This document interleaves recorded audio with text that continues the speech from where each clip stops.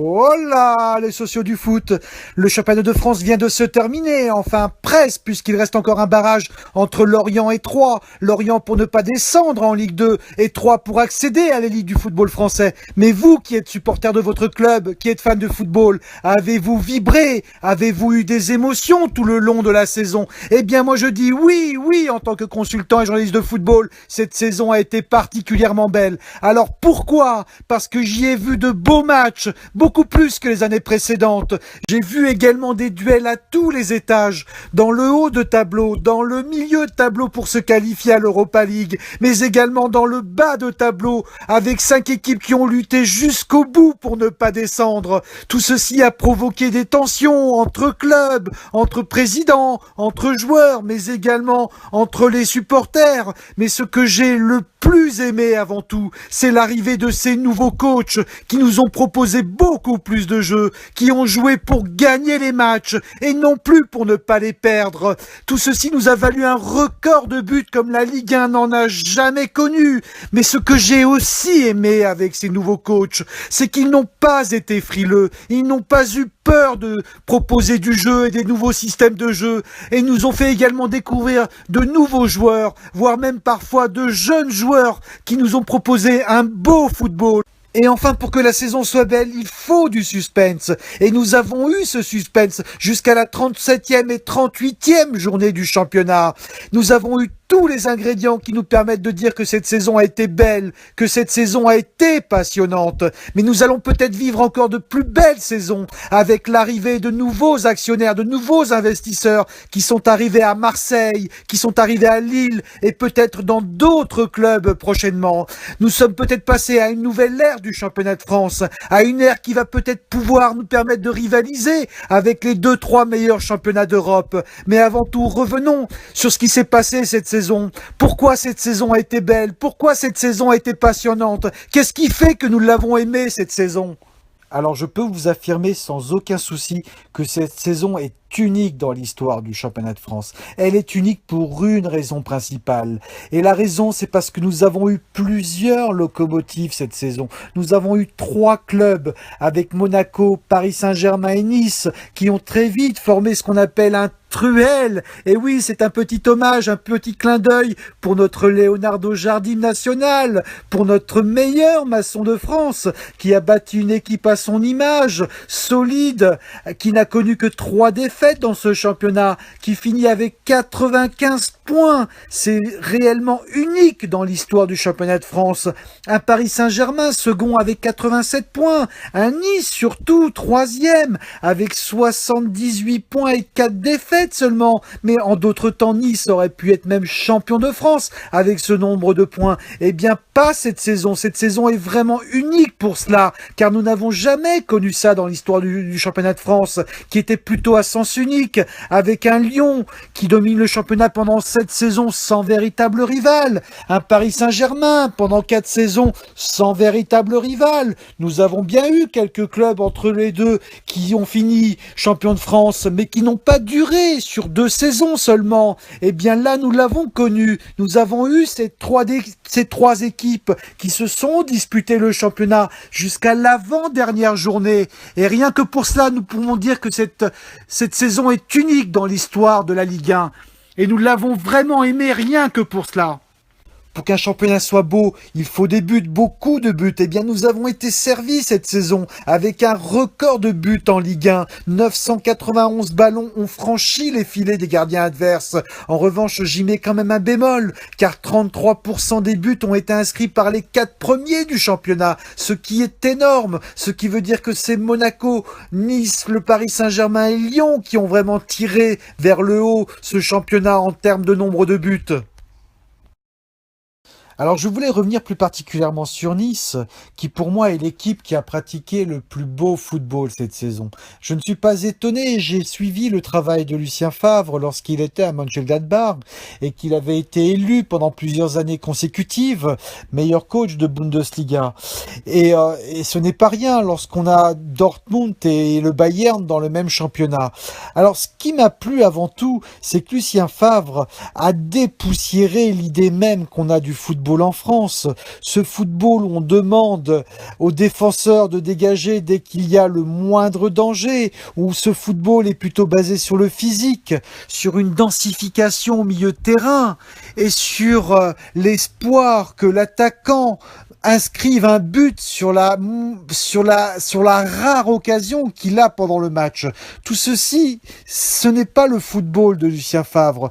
Le Lucien Favre, c'est plutôt un football qui est fait d'une prise de risque, mais une prise de risque calculée, qui est fait d'une relance propre de la part des arrières, qui est fait sur un déplacement collectif au milieu de terrain pour proposer des solutions pour repartir proprement de l'arrière, qui est également fait d'un travail sur les côtés de la part des latéraux. À gauche, nous avons eu Dalbert, à droite, nous avons eu Ricardo Pereira et Arnaud Souquet, qui ont constamment proposé des solutions devant aux attaquants et au milieu de terrain, qui ont proposé des décalages, qui ont permis des débordements et des centres pour Mario Balotelli, qui a inscrit un nombre incalculable de buts de cette façon, mais qui a aussi permis à Alassane Plea de trouver des solutions en profondeur. Alors ce football également est basé sur la possession de ballon, puisque Nice est l'une des équipes qui a le taux de possession le plus important dans le championnat de France, avec 57% de possession de ballon en moyenne sur la saison. Alors Nice fait tourner le ballon, puisque le principe même c'est de l'avoir dans les pieds, de faire tourner le ballon et de faire courir l'adversaire. Ce qui a permis à Nice d'inscrire un nombre important de buts en toute fin de rencontre et de remporter un nombre important de matchs en toute fin de rencontre. Et c'est un travail global de l'entraîneur et des joueurs, un travail collectif qui est bien pensé et qui est un football moderne. Alors rien que pour cela, je décerne la Palme d'Or à Nice, à ses joueurs et à son coach pour le plus beau football pratiqué cette saison dans le championnat de France. Après la bonne surprise niçoise, nous avons la déception Paris Saint-Germain. Ce Paris Saint-Germain paye toutes ses erreurs de ces 4 dernières saisons, en ne renouvelant pas un directeur sportif, en ne recrutant plus des joueurs de talent, en changeant de coach en toute fin de saison sans vraiment recruter des joueurs adaptés au style de ce nouveau coach. Ce Paris Saint-Germain ne maîtrise même plus sa communication avec des joueurs qui étalent leurs états d'âme dans les médias dès qu'ils veulent être revalorisés ou prolongés. Ce Paris Saint-Germain doit vraiment réussir son mercato d'été, s'il veut se relancer, s'il veut retrouver un leadership dans le championnat français, car ce Paris Saint-Germain s'est fait dépasser par Monaco cette saison, et cela pourrait continuer dans les saisons à venir s'il ne se restructure pas et s'il ne se réorganise pas comme il faut, comme un grand club à plus de 500 millions d'euros de budget. Ce Paris Saint-Germain doit vraiment revoir toute sa stratégie pour retrouver sa superbe dans le championnat de France, mais également pour essayer d'atteindre une demi-finale de Ligue des Champions, qui est l'objectif depuis le début, depuis l'arrivée des Qataris. Alors nous sommes vraiment curieux de voir ce qui va se passer lors de ce mercato d'été. À l'inverse du Paris Saint-Germain, Monaco travaille bien depuis 2-3 saisons. Les dirigeants ont mis en place une direction sportive forte. Ils ont compris que c'était le nerf de la guerre pour gagner. Des personnes compétentes qui ont des raisons un peu partout dans le monde. C'est grâce à cela que nous avons vu arriver Bernardo Silva et Fabinho du Portugal, Camille Glick d'Italie. Donc sans un directeur sportif avec des réseaux, tout ça, ça n'aurait pas été possible. Après, il y a également un centre de formation de qualité. Et on l'a vu avec l'éclosion de Kylian Mbappé, qui a été élu meilleur jeune de ce championnat. Mais également, surtout, un entraîneur qui travaille dans la sérénité, qui est au club depuis 3 ans, qui n'est pas remis en cause dès qu'il y a un mauvais résultat, à qui on fait confiance. Et tout cela mis bout à bout fait que ce Monaco fait un beau champion, montre au Paris Saint-Germain que la sérénité du coach est extrêmement importante, que la direction sportive est extrêmement importante, mais montre également aux autres présidents qu'avec un budget 3-4 fois inférieur au Paris Saint-Germain, on pouvait lutter pour le titre et qu'on pouvait remporter ce championnat à qui on ne doit rien, parce que lorsqu'on finit premier avec 95 points, qu'on ne perd que 3 matchs et qu'on inscrit 107 buts dans une saison, même le Paris Saint-Germain ne l'a pas fait jusqu'à présent malgré son budget de 500 millions. Donc il faut féliciter ce Monaco, il faut dire bravo et Dag et Monégu. Alors, je voulais vous parler de Lyon, car Lyon, c'est vraiment l'équipe qui m'inquiète le plus pour les années à venir. Lyon doit se qualifier toutes les saisons en Ligue des Champions pour pouvoir financer son nouveau stade de 59 000 places qui a coûté plus de 400 millions d'euros. C'est ce que nous a expliqué son président Jean-Michel Aulas et ce en quoi je suis complètement d'accord. Mais le problème de Lyon, il est simple, c'est que Jean-Michel Aulas veut tout contrôler et qu'il est omniprésent dans le club, dans les médias, sur le plan sportif et qu'il a bâti son succès pendant 7 saisons consécutives où il a été champion de France sur un simple principe. Je recrute les meilleurs joueurs français en Ligue 1 et j'affaiblis mes adversaires et je domine complètement le championnat. Tout ceci n'est plus possible parce que les temps ont changé, parce qu'il y a de nouveaux investisseurs qui sont arrivés au Paris Saint-Germain, qui est beaucoup plus puissant financièrement que Lyon. Donc Lyon doit vraiment réfléchir sur sa stratégie pour pouvoir jouer cette Ligue des Champions, qui va devenir de plus en plus difficile, car d'autres investisseurs sont arrivés à Marseille, à Lille et peut-être dans de nouveaux clubs. Donc ce qui va être beaucoup plus difficile pour se qualifier en Ligue des Champions dans les années à venir, mais ce qui sera éventuellement également difficile de se qualifier même en Europa League avec le centre de formation seulement, qui a démontré énormément de carences, qui a montré énormément de faiblesses sur le plan du championnat, mais également sur le plan de la Ligue des Champions. Donc Lyon doit vraiment changer sa stratégie et doit réfléchir à autre chose que ce qui a fait son succès.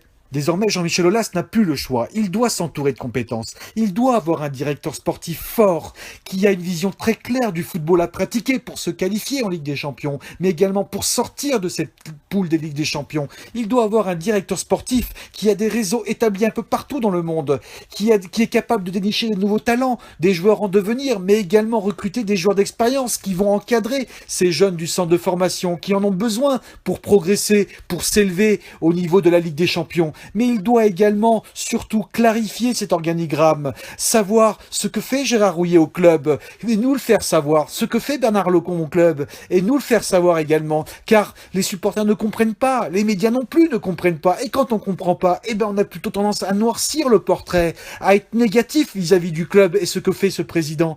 Et là, également, Jean-Michel Aulas, il doit se mettre un peu plus en retrait vis-à-vis des médias, vis-à-vis éventuellement de ce directeur sportif, et le laisser travailler, et tout cela, il le fera au nom et pour le bien de son club.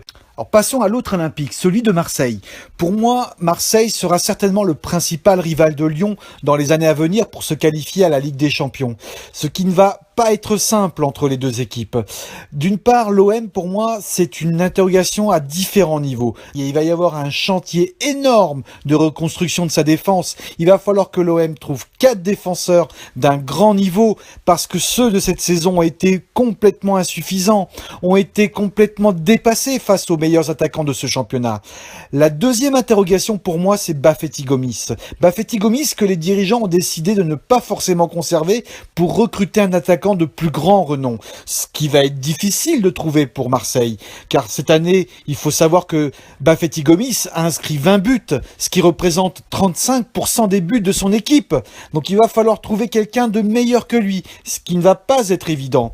L'autre aspect, c'est que Baféty-Gomis a rendu Florian Thauvin meilleur grâce à sa puissance de vin, grâce aux espaces qu'il a réussi à trouver pour Florian Thauvin qui lui a permis d'inscrire ses 15 buts cette saison.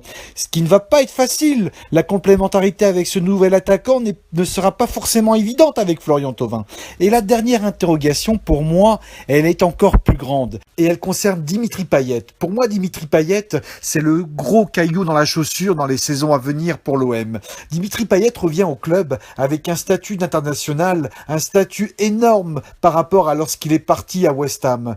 Dimitri Payet, pour moi, n'est pas le joueur qui va permettre au club de figurer parmi les 3 premiers du championnat. Pour moi, il n'a jamais vraiment rien montré au plus haut niveau de manière constante. Il a accompli une très bonne demi-saison avec West Ham, un demi-euro avec l'équipe de France l'année dernière, mais Dimitri Payet n'a jamais montré des vertus mentales et des vertus morales sur le long terme. Donc pour moi, Dimitri Payet va être vraiment vraiment la grosse interrogation. Et lorsqu'on connaît le montant de son transfert, le montant de son contrat, ça va être compliqué pour le coach dans les saisons à venir. Parce que lorsque Dimitri Payet va se retrouver sur le banc, parce qu'il ne fait pas l'affaire, parce qu'il n'est pas au niveau pour permettre à l'OM de figurer parmi les 3 premiers du championnat, qu'est-ce qui va se passer? Eh bien, ça va être un gros problème de gestion d'effectifs, de gestion de son joueur pour le coach. Pour moi, Dimitri Payet va être plus un problème à gérer de manière négative à l'OM que de manière positive. Alors par contre, là où l'OM a pris de l'avance sur Lyon, c'est dans la structuration de son staff. L'OM a mis en place un organigramme et une direction sportive claire, avec l'arrivée d'Andoni Zubizarreta, qui est quand même un directeur sportif qui a exercé au Barça. Certes, le travail ne va pas être le même à Marseille, car le niveau des joueurs et le type de joueurs visés ne sont pas les mêmes, mais Andoni Zubizarreta a certainement un réseau important en Espagne qui va peut-être permettre de faire venir et de faire signer des joueurs en devenir. Donc ça, c'est un gros point positif pour l'OM. L'autre point positif par rapport à Lyon, c'est l'expérience de son coach. Rudy Garcia, c'est peut-être pas le meilleur entraîneur du monde, mais il a une grande expérience de la Ligue 1 et il a déjà été champion. Donc il sait ce que c'est, il sait ce qu'il faut faire pour être champion de France. Et donc ça, c'est un point positif. En revanche, Rudy Garcia n'a jamais vraiment rien montré au plus haut niveau en Ligue des Champions, en Coupe d'Europe. Et ça, ce sera certainement l'autre caillou dans la chaussure si l'OM veut viser ce type de compétition. Voilà, donc pour moi, je demande vraiment à voir ce qui va se passer dans ce mercato d'été avec l'OM, parce qu'il va y avoir une lutte et une bagarre énorme entre l'OM et Lyon pour s'offrir les joueurs et puis éventuellement pour dénicher les très bons joueurs, les jeunes joueurs de ce championnat. Et ça va être vraiment intéressant de suivre comment tout ça va se passer. Qui mérite vraiment une grande hola? Alors pour cette hola, je vous ai ressorti principalement 3 joueurs et 2 coachs. Je vous ai pas fait un 11 type parce que souvent un 11 type ne rime à rien parce qu'on place des joueurs qui sont pas forcément dans leur poste. Là vraiment, je vous ai ressorti ceux qui ont fait la différence cette saison. Une première hola pour Edinson Cavani. Edinson Cavani a mis tout le monde d'accord. Il y avait énormément de sceptiques en début de saison, parce qu'après plusieurs saisons dans l'ombre de Zlatan, Edinson n'a pas vraiment pu montrer toutes ses qualités. Et on a bien vu cette saison, 35 buts en championnat et 41 buts sous le maillot du Paris Saint-Germain cette saison. Donc Edinson Cavani est vraiment le top player du Paris Saint-Germain. Et il l'a démontré contre le Barça. Donc comment on pouvait douter de cet attaquant qui est l'un des meilleurs au monde à son poste? Alors moi je dis vamos muchacho! Ma deuxième hola va à Morgan Sanson, qui est arrivé bien plus discrètement que Dimitri Payet ou Patrice Evra lors de ce mercato d'hiver à l'OM. Morgan Sanson a délivré 12 passes décisives cette saison, a inscrit un but, a permis également à Baféty Gomis d'inscrire un nombre de buts importants, et également à Florian Thauvin. Morgan Sanson est véritablement l'avenir de l'OM, beaucoup plus que Dimitri Payet ou Patrice Evra même. Morgan Sanson va vraiment être le patron de cette équipe au milieu de terrain, et ça va poser aussi des problèmes à l'avenir avec la présence de Dimitri Payet qui lui se prend pour la star de l'équipe. Et c'est là où je dis bravo Sanson, tu as été puissant en t'imposant aussi rapidement à l'OM, ce qui n'est pas évident dans un tel club. Alors bravo, parce que je pense que tu seras vraiment l'avenir de l'OM et tu seras encore meilleur et tu rendras cette équipe encore meilleure à l'avenir. Ma troisième hola va à Kylian Mbappé. Alors je vais pas vous redire tout ce qui a déjà été dit sur ce joueur, car je crois qu'on a déjà tout dit sur Kylian. Par contre, ce qui me plaît dans ce joueur, c'est qu'il casse toutes les idées préconçues qu'on a dans le football en France, où il faut avoir 25 ans pour être mature, où il faut jouer plusieurs matchs pour montrer qu'on est bon. Eh bien non, Kylian a montré qu'à 18 ans, on pouvait être décisif pour son équipe. Qu'en jouant 5 ou 10 minutes dans un match, on pouvait être décisif, notamment dans le championnat de France, mais également en Ligue des Champions. Et c'est ça qui me plaît, parce qu'il casse toutes ces fausses idées qu'on a en France, qui sont véhiculées par certains joueurs, par des agents, par des coachs. Et c'est ça qui me plaît. Et également, ce qui me plaît beaucoup, c'est son intelligence et sa fraîcheur devant les caméras. Il ne joue pas, il n'est pas dans un rôle, il est vraiment naturel. Il nous a montré qu'il aimait le football et qu'il faisait ce sport non pas pour l'argent, mais qu'il aime ce ce sport profondément. Et on l'a vu, la façon dont il a fêté son titre. C'était l'un des rares monégasques à ne pas avoir un téléphone à la main. Et ça montre énormément la mentalité du joueur. Donc ce Kylian Mbappé est un joyau pour nous les Français. Et il faut le préserver. Il ne faut pas trop en faire avec lui au risque de le griller. Mais je crois qu'on n'arrivera pas à le griller car il a une intelligence hors du commun pour un jeune de 18 ans. Donc moi je dis bravo Kylian et continue ainsi. Ma quatrième ola va à Lucien Favre. Alors vous n'êtes pas très surpris si vous avez écouté tout ce que j'ai pu dire sur Nice un peu plus tôt. Oui, ce coach a réalisé un travail qu'aucun coach n'a réalisé jusqu'à présent. Sur le plan tactique, sur le plan du jeu, sur ce qu'il a apporté à ses joueurs, ce sens tactique, il a rendu des joueurs moyens très bons. Il a canalisé Mario Balotelli, ce que beaucoup de coachs n'ont pas réussi et se sont cassés les dents sur l'attaquant italien. Et ça, il faut le souligner. Et on se rendra compte lorsque Lucien Favre quittera notre championnat pour aller rejoindre un grand club d'Europe. Et on se rendra compte du vide qu'il va nous laisser dans ce championnat, du jeu pratiqué, des prises de risques qu'on n'a pas l'habitude d'avoir, un discours qu'on n'a pas l'habitude d'avoir de nos coachs en France. Et rien que pour cela, moi je dis bravo Lucien Favre, vous méritez la palme d'or du coach. Vous êtes suisse, vous parlez peut-être un peu plus lentement, mais alors vous réfléchissez et vous pensez beaucoup plus rapidement que certains de nos grands coachs. Je dis bravo et bonne continuation Lucien.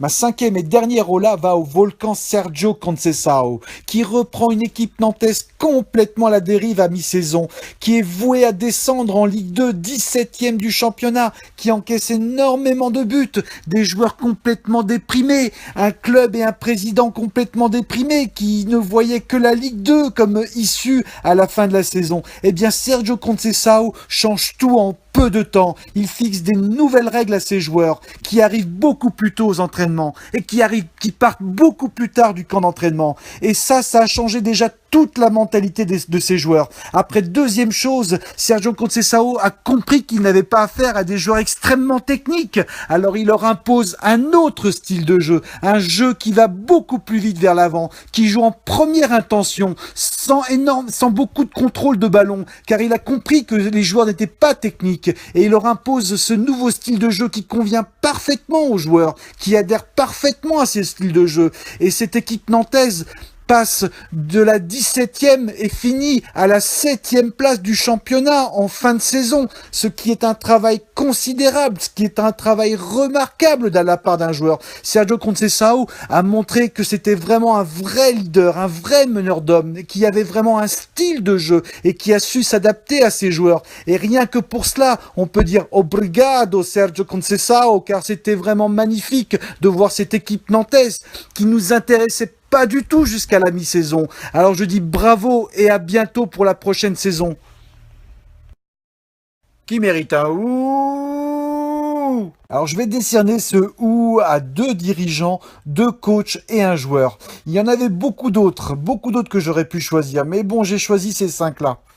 Ce premier ouh va naturellement au Paris Saint-Germain et à son président. Le PSG a raté sa saison à cause d'un manque d'organisation claire. Nous avons Olivier Létang, directeur sportif adjoint, Patrick Kluivert, directeur du football, parce qu'il doit certainement y avoir un directeur du handball au club. Malgré son énorme budget de plus de 500 millions d'euros, donc bien plus haut que tous les autres clubs de Ligue 1, eh bien le PSG n'a pas été champion de France cette année, parce qu'il nous a installé un Patrick Kluivert dont on ne comprend pas la mission, qui a complètement raté le mercato d'été l'année dernière, qui nous a recruté des joueurs qui étaient inférieurs à ceux qui étaient déjà là au club. Donc le Paris Saint-Germain, qui se veut gagner la Ligue des Champions, n'est pas du tout structuré comme un très grand club. Alors oui, ce Paris Saint-Germain doit vraiment se structurer, et apparemment c'est la volonté désormais du président du club. Mais n'est-ce pas trop tard, car nous sommes déjà pratiquement au mois de juin, et que ce directeur sportif n'est pas encore arrivé. Donc encore une saison blanche peut-être pour le PSG. Donc je dis oui ou au PSG.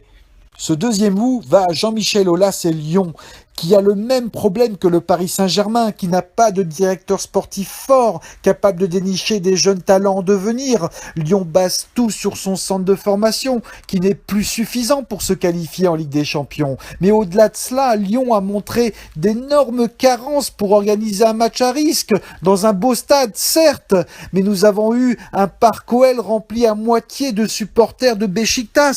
Tout ceci a provoqué des affrontements, des heurts entre supporters qui n'étaient même pas maîtrisés, qui ne pouvaient pas être maîtrisés par les forces de l'ordre, tellement que c'était le bazar au niveau de la billetterie, dont on ne savait même pas qui venait au stade.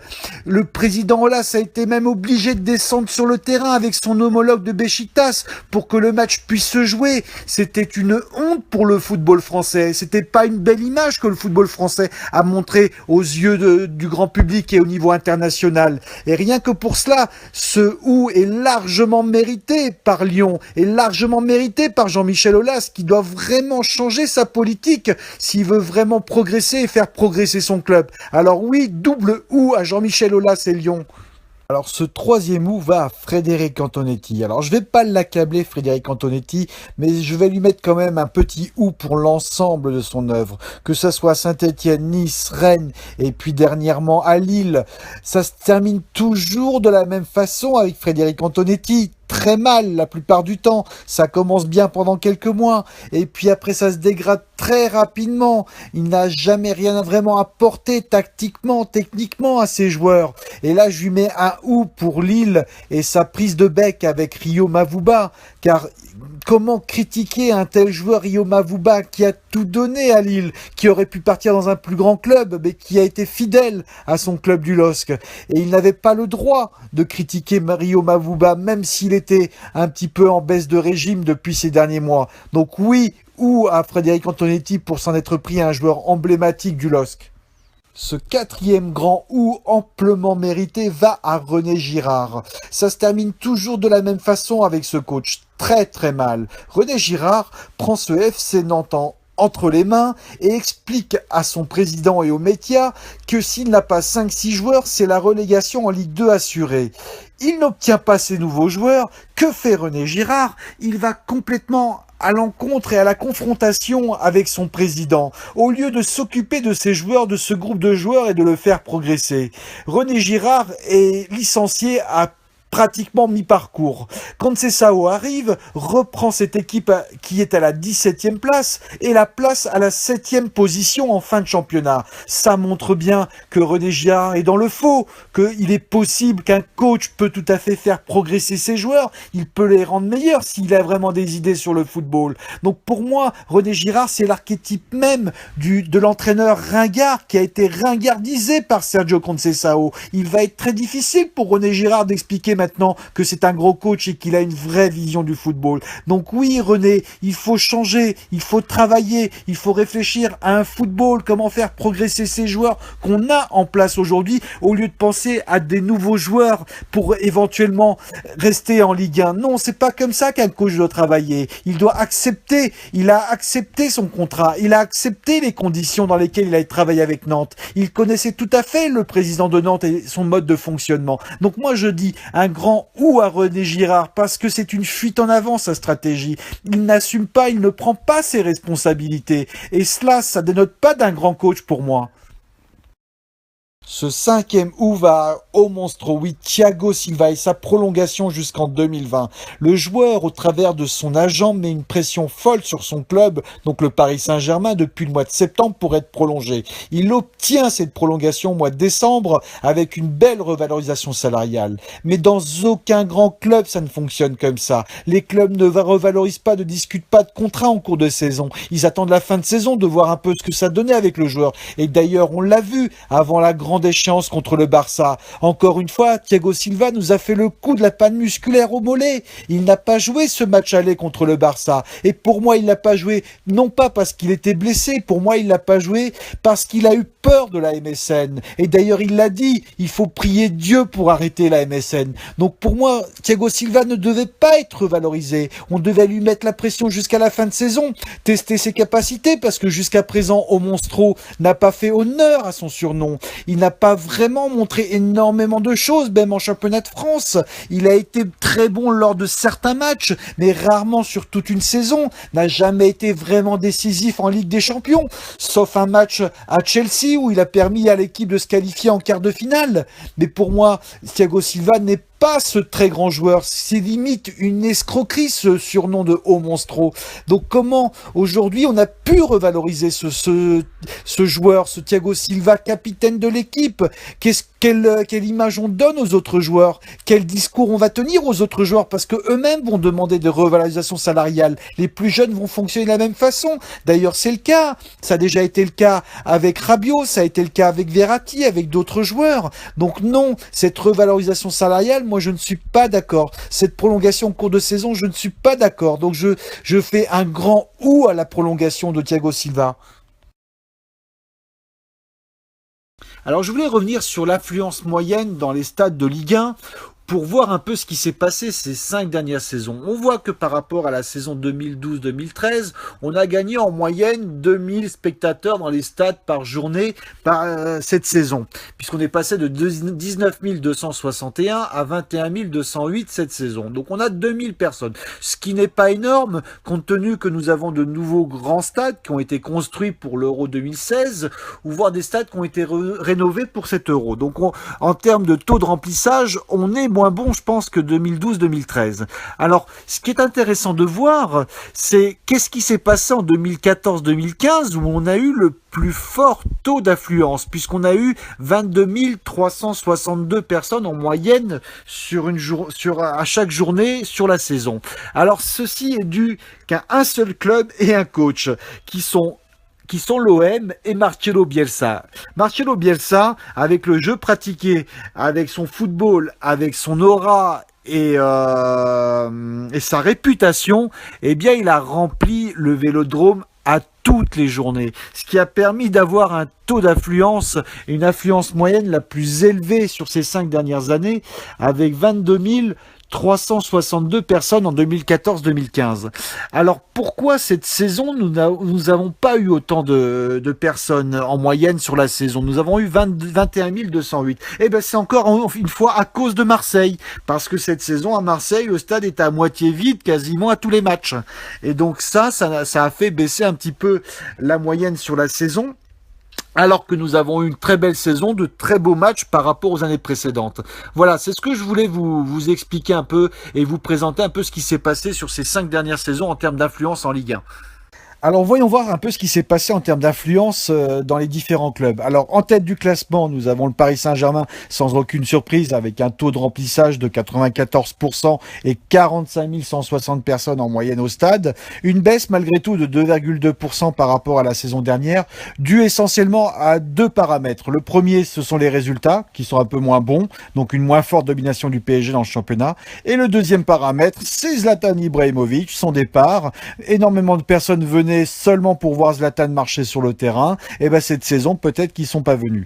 En deuxième position, nous avons Marseille avec 39 894 personnes en moyenne au stade, avec un taux d'affluence seulement de 61% cette saison, donc en baisse de 5% par rapport à l'année dernière, et on est loin à Marseille de la saison 2014-2015 où Marcelo Bielsa, il arrivait à remplir le stade avec en moyenne 53 130 personnes par match et un taux de remplissage de pratiquement 80%. Donc ça, vraiment à Marseille, la variable d'ajustement, c'est vous jouez bien, on vient, vous ne jouez pas bien, on ne vient pas au stade. Marseille, c'est très simple.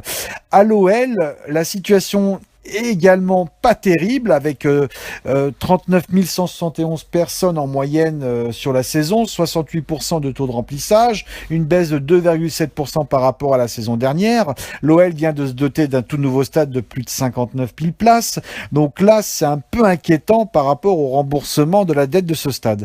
En quatrième position, et oui les gens du Nord, le LOSC qui a permis de drainer 29 480 personnes au stade en moyenne par match, pour un taux de remplissage quand même de 60%, en baisse seulement de 2,6%, ce qui est un exploit par rapport au match insipide qu'on a vu au LOSC cette saison et par rapport aux résultats du club. Mais voilà, donc on peut dire que les supporters du Nord sont vraiment fidèles à leur club. Et en 5e position, Saint-Étienne également. Saint-Étienne, malgré également de mauvais matchs cette saison, 27 272 personnes en moyenne au stade pour un taux de remplissage de 65%. Mais attention, Saint-Étienne en baisse de 10% par rapport à l'année dernière. Donc beaucoup de supporters quand même ont montré leur mécontentement et ont montré qu'il fallait mieux jouer au football pour qu'ils reviennent au stade. Et là-dedans, on aurait dû avoir Bordeaux qui est un grand stade, mais Bordeaux, ça a été une catastrophe. Le stade était souvent aux 3/4 vide. Et là, c'est vraiment l'une des très grandes déceptions d'affluence en moyenne à Bordeaux cette saison. Voilà un peu ce qui s'est passé en termes d'affluence pour les principaux clubs en Ligue 1 pour la saison 2016-2017. Alors, je voulais également parler du marketing et de la communication de 2 projets. Le premier est la reprise de l'OM par un businessman américain, Frank McCourt. Souvent, les Américains considèrent que le marketing et la communication est bien plus important que le produit, le service ou voir les résultats sportifs. Et également, le deuxième projet qui est la reprise du LOSC par Gérard Lopez, qui est un financier hispano-luxembourgeois, où j'ai l'impression également qu'il soigne énormément la communication, qu'il attache beaucoup d'importance à la communication. Alors, ce qui m'intéresse là-dedans, c'est de voir qu'est-ce qu'il y a derrière cette communication. Est-ce qu'il y a vraiment des choses concrètes et pourquoi ces 2 projets soignent autant leur communication? L'OM Champion Project de Frank McCourt. Frank McCourt, comme je disais, c'est un businessman américain qui n'a pas peur d'annoncer des objectifs et des chiffres et de lâcher des montants comme ça à la volée. Alors la première chose qu'a dit Frank McCourt, c'est: je veux défier et battre le Paris Saint-Germain. Là, il a tout gagné vis-à-vis des supporters de Marseille. Il se l'est mis dans la poche, en tout cas d'un point de vue discours et d'un point de vue objectif. L'autre aspect que l'on a vu, c'est Jacques-Henri Hérault qui s'est présenté devant les joueurs actuels et devant les salariés avec la Ligue des Champions et dire voilà ce qu'on veut. Ça veut dire que l'OM veut gagner la Ligue des Champions, ce qui est un objectif avouable, ce qui est un très bel objectif, car il y a beaucoup de clubs qui aimeraient la gagner, la Ligue des Champions, qui est la coupe la plus prestigieuse pour un club. Sauf que derrière cela, on nous annonce un chiffre de 200 millions d'euros d'investissement en transfert de joueurs sur 4 ans. C'est là où ça colle pas par rapport aux objectifs, parce que 200 millions d'euros sur 4 ans, ça veut dire 50 par an. C'est pas énorme, c'est ce c'est ce qui est capable d'investir un PSG dans un mercato d'hiver, et c'est ce que va investir également Monaco et beaucoup plus, et voir un LOSC.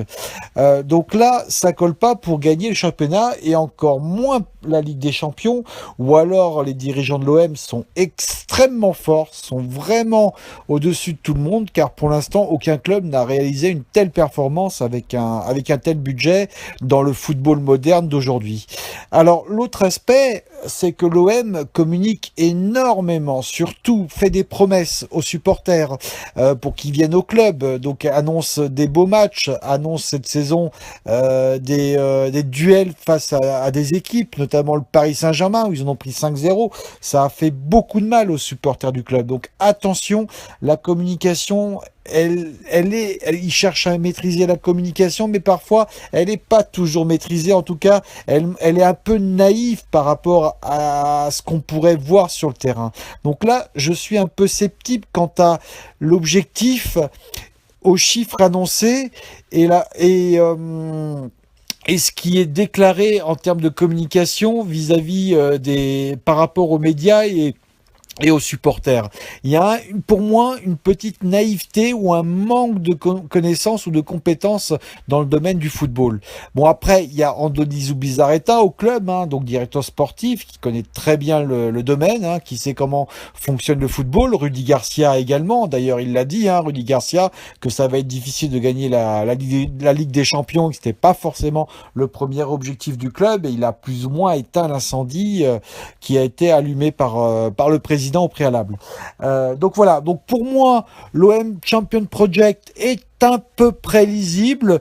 Pour moi, l'OM va osciller entre la 3e et 5e place par rapport à ce que j'ai entendu et ce que j'ai vu et de ce qui se passe aujourd'hui dans le football. Et si l'OM fait entre 3 et 5 dans les saisons à venir, avec ce qu'ils nous ont annoncé, 200 millions d'euros sur 4 ans, l'OM aura à peu près réussi son projet et aura réussi ce qu'il a déclaré et les promesses tenues. Après, est-ce que ça va être suffisant pour les supporters? Ça, je ne sais pas, parce que les supporters marseillais sont très exigeants. Ils connaissent le football, ils aiment le beau jeu, ils aiment les entraîneurs et les coachs qui font bien jouer leurs équipes, ils aiment les beaux joueurs techniques qui pratiquent un beau jeu. Donc ça, pour l'instant, c'est une vraie inconnue à Marseille, parce qu'il va falloir être très inventif avec 200 millions d'euros pour constituer une très belle équipe capable de rivaliser avec le PSG. Donc voilà, pour moi, c'est un projet qui est relativement bien lancé, mais où il y a encore une part d'inconnu et une part également de risque par rapport aux objectifs fixés au départ. Alors après l'OM Champion Project, voilà qu'apparaît le LOSC Unlimited. Alors le mot Unlimited, moi j'ai regardé un petit peu la vidéo, ce qu'il y avait derrière, il n'y a strictement rien en termes d'objectifs et d'objectifs quantifiés et qualifiés, à part qu'on veut les meilleurs jeunes possibles pour avoir la meilleure place possible dans le championnat. Alors déjà, vouloir les meilleurs jeunes possibles, ça veut dire, c'est ceux qu'on pourra s'offrir par rapport à l'attractivité du club, par rapport à nos moyens financiers. Donc finalement, ce n'est pas unlimited, mais c'est bien limité par tout cela. L'autre aspect, c'est que le monde qui nous entoure est régi par des lois, est régi par des règlements. Donc quelque part, ce n'est pas non plus unlimited. Et puis également, les moyens financiers qu'aura le LOSC va lui naturellement lui mettre des limites. Donc tout cela, c'est de la communication, pourquoi pas le mot unlimited. Je pense que le grand public n'a pas forcément cherché à comprendre. Bon, moi j'aime bien quand même analyser ce qui se cache derrière les mots et pourquoi et on communique de cette façon-là, puisque la communication, on voit bien, est très importante et qu'elle est extrêmement soignée. Mais j'aime bien quand même que une communication, si elle doit être bonne et utile, c'est que les promesses, il doit y avoir des promesses dans cette communication-là et on doit pouvoir vérifier si les promesses sont tenues. Comme l'a un peu fait Franck McCourt dans son OM Champion Project. Donc après, comment analyser ce projet? Donc déjà, je pense que Gérard Lopez veut les meilleurs jeunes et qui veut caler son projet par rapport à ce qu'a fait Monaco et ce qu'a fait Luis Campos à Monaco, où il est allé chercher extrêmement un grand nombre de jeunes joueurs et pour certains, ils ont percé, ils ont réussi avec Jardim et d'autres beaucoup moins. Alors c'est pour ça, c'est pas innocent que Luis Campos finisse conseiller du président de Lille. Mais alors comment vont se passer les relations entre Luis Campos et Marcelo Bielsa, qui aime recruter ses propres joueurs, qui lui-même va superviser des jeunes joueurs et qui passe son temps à observer leur qualité, là je demande également à voir. Alors pour moi, qu'est-ce qui se cache derrière ce rachat de Lille après avoir tenté de racheter Marseille? Pour moi, ce n'est fait qu'à faire fructifier ses affaires et son business principal dans le domaine de financier, avec les relations qu'il peut avoir avec les entreprises dans lesquelles il prend des parts. Parce que au travers du LOSC, ça va apporter énormément de visibilité dans les médias pour Gérard Lopez, qui va pouvoir faire valoriser cela dans le domaine de ses affaires, avec ses contacts, qui va pouvoir également inviter ses partenaires, ses clients VIP au LOSC lors des matchs. Donc ça aussi, c'est bon pour les affaires. Donc tout cela mis bout à bout, une forte visibilité dans les médias, des invitations en VIP, et puis également le sport touche à la politique, et la politique est directement connectée et liée aux affaires. Donc tout ça fait que ce club va certainement être un levier pour Gérard Lopez pour faire fructifier ses affaires à côté et son business dans le domaine financier. Alors c'est un objectif louable, et les supporters de Lille seront prêts à accepter cela si Gérard Lopez arrive à hisser le club dans les 5 premiers pendant plusieurs saisons. Je pense qu'il n'y aura strictement aucun problème. Donc maintenant, est-ce que j'ai fait la bonne analyse? Moi, je pense que l'objectif est celui-ci. Et d'ailleurs, on va le voir, dans les mois à venir et dans les années à venir, ce qui va réellement se passer et comment Gérard Lopez va gérer ce club et comment il va le faire évoluer, il va le faire progresser vers le haut. Voilà, moi c'est mon analyse et j'attends de voir un peu ce qui va se passer, notamment dans ce mercato d'été et dans les mois et années à venir. Alors en matière de marketing et de communication, j'ai regardé plus spécifiquement le travail de la Ligue professionnelle de football qui a commercialisé le naming du championnat de France, puisque celui-ci va désormais s'appeler Ligue 1 Conforama. Alors quel est l'intérêt d'une telle opération? Il est premier certainement financier, puisque ceci va rapporter un peu plus de 8 millions à la Ligue professionnelle de football, que si elle redistribue l'ensemble de cette somme aux 20 clubs, cela va leur permettre d'augmenter leur budget de 400 000 euros. Ce qui n'est rien au regard du budget d'un club et au prix de transfert d'un joueur, donc les clubs ne pourront rien s'offrir avec ces 400 000 euros.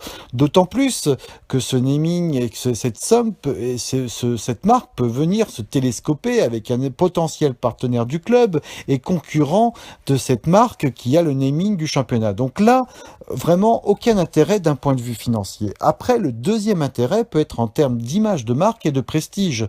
C'est-à-dire que si cette marque, elle apporte quelque chose en termes d'image pour le championnat de France, et là encore, l'image de cette marque, c'est plutôt une image à bas coût et de produits qui ne sont pas forcément positionnés sur le créneau de la qualité.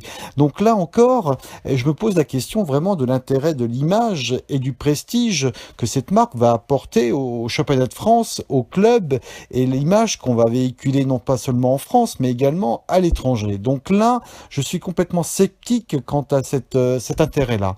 Le troisième intérêt peut être éventuellement si cette marque, qui peut avoir une présence un peu partout dans le monde, et notamment sur des territoires où la Ligue veut commercialiser des droits TV, donc l'Asie pour moi, et est-ce que cette marque va peut-être être un tremplin pour la Ligue professionnelle de football pour commercialiser des droits TV en Asie au travers de la marque partenaire du naming.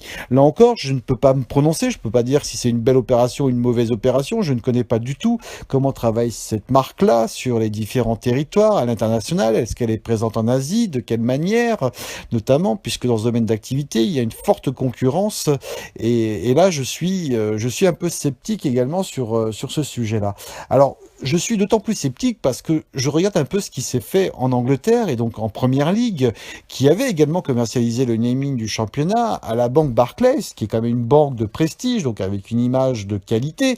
Et ben malgré cela, la Première Ligue et la Fédération anglaise de football a arrêté la commercialisation de cette activité, de cette offre de naming, parce qu'elle estimait que ça ne lui apportait rien en termes de prestige, pas grand-chose au niveau financier. Pourtant, les sommes sont bien plus importantes que ce que va empocher la Ligue professionnelle de football, et également la Ligue, l'association de football anglaise estimait qu'elle avait des revenus conséquents grâce aux droits TV et qu'elle ne voulait pas télescoper l'ensemble de ses marques, des partenaires et les droits TV avec le naming du championnat qui pouvait nuire justement à la commercialisation des droits TV. Donc là encore, c'est troisième aspect, c'est troisième intérêt, je ne le vois pas vraiment. Alors moi, ce que j'aimerais, c'est que la Ligue professionnelle de football nous explique l'intérêt de ce naming, le pourquoi du comment, pourquoi elle a décidé d'ouvrir le naming et la commercialisation du naming à une marque, et notamment à une telle marque, et quelle a été la stratégie, et pourquoi elle l'a fait. Là, on n'a pas du tout eu de réponse de ce côté-là, et ce serait bien vraiment qu'on ait une explication, qu'on comprenne vraiment, ça nous permettra au moins d'avancer et d'éviter d'avoir une critique négative, parce que pour moi, pour le moment, la critique est plutôt négative. Enfin, voyons un peu ce qui se passe en matière de naming en Europe. Alors, les précurseurs dans le domaine, ce sont les Anglais, comme toujours, où ils ont vendu leur naming depuis un petit moment à la banque Barclays contre un chèque de 45 millions par saison. Donc, la banque Barclays, c'est une banque de prestige connue mondialement. Malgré cela, malgré la belle somme et le prestige, la Première Ligue a décidé d'arrêter cette commercialisation de naming parce qu'elle estimait que c'était pas forcément positif en termes d'image de marque. Après, nous avons le championnat d'Espagne, la Liga qui a commercialisé son naming pour 20 millions d'euros par saison à la banque Santander, donc toujours une banque, donc avec un certain prestige. Nous avons la Turquie, le championnat turc qui a commercialisé auprès d'un site de paris en ligne, Sport Toto, pour 20 millions par saison. Bon, ça, ce serait impossible en France. Et nous avons également le championnat italien qui a commercialisé son naming pour 15 millions d'euros auprès de l'opérateur télécom du pays, Telecom Italia, donc qui est connu de tous les Italiens et qui a une certaine logique en termes de nom et de naming. Et enfin, nous avons la Ligue 1 et la Ligue professionnelle de football qui a commercialisé son naming pour un peu plus de 8 millions d'euros et presque 2 fois inférieur à l'Italie. Donc on peut dire qu'il a bradé son naming auprès d'une marque de meubles, donc qui n'est pas du tout la même visibilité, la même image de marque que ce qu'on a pu voir dans les autres pays. Donc c'est pour ça, moi j'aimerais bien que la Ligue professionnelle de football nous explique derrière quelle est la stratégie, pourquoi elle a agi comme ça, et pourquoi la somme qui pour moi est bradée a été acceptée par la Ligue professionnelle de football, parce que quelque part elle dévalorise son championnat, et puis par la suite ça va être difficile d'augmenter cette somme auprès d'une autre marque éventuellement un peu plus prestigieuse. Donc là effectivement il serait bon qu'on nous explique vraiment ce qui s'est passé et pourquoi cette stratégie. Voilà, c'est fini, le bilan 2016-2017 de Ligue 1 est terminé. Je vous invite à me suivre sur mon compte Twitter SocioFootball et à écrire tous vos commentaires, ce que vous pensez de ce bilan. Et je serai ravi de le partager avec vous et d'échanger à ce sujet. Et je vous fais à toutes et à tous des bises les socios du foot. Et je vous dis à bientôt pour de nouvelles news. Ciao, ciao, ciao!